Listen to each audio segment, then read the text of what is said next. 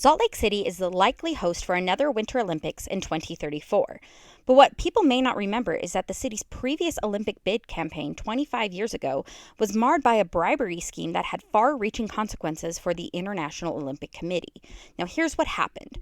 So Salt Lake City had tried and failed to secure the Games 4 times before it won its bid in 1995 to host the 2002 Winter Games.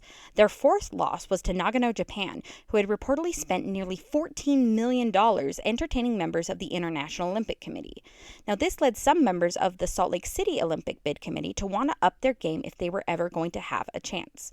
Members of the Salt Lake City's bid committee gave out $1 million in cash, scholarships, healthcare, expensive gifts, and other favors to IOC members and their families.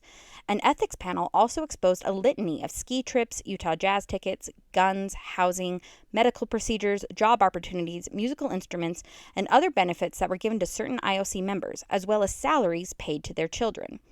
Salt Lake City was not alone in this. Other bid committees in other countries also reported IOC members demanding similar luxury treatments, especially during on-site visits to inspect sporting venues. Now, Salt Lake City won its bid to be an Olympic host city in 1995 in an emotional ceremony in Budapest, Hungary. However, the vote-buying scandal was exposed 3 years later after a copy of a letter was leaked to then KTVX TV reporter Chris Vanacker, which outlined the tuition payments of the child of an IOC member. Mark Holder, a Swiss IOC member, then accused several colleagues on the committee of accepting bribes in bidding processes as far back as 1990. The Salt Lake Olympic bribery scandal broke open worldwide. After news of the scandal spread, Tom Welch, the former head of the Salt Lake Bid Committee, David Johnson, the committee's vice president, and Frank Jocklick, the president of the Salt Lake Olympic Organizing Committee, all resigned. The U.S. Department of Justice filed 15 bribery and fraud charges against Welch and Johnson. The DOJ's investigation was just one of 4 different investigations into the affair.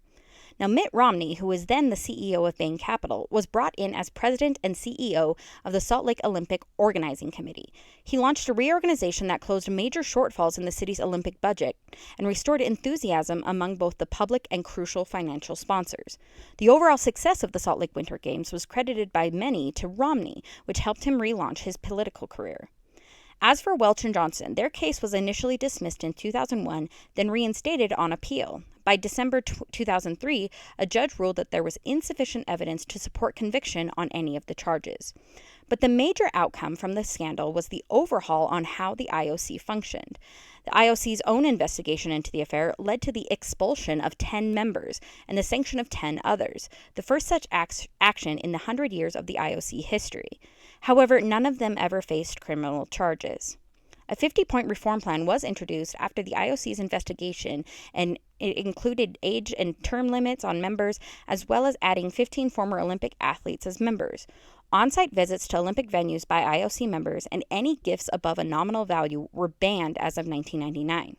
Now, Salt Lake City was not the only host city to have an Olympic bribery scandal. There were high-profile bribery charges involving a former Tokyo Olympic organizing member from the 2020 Summer Games.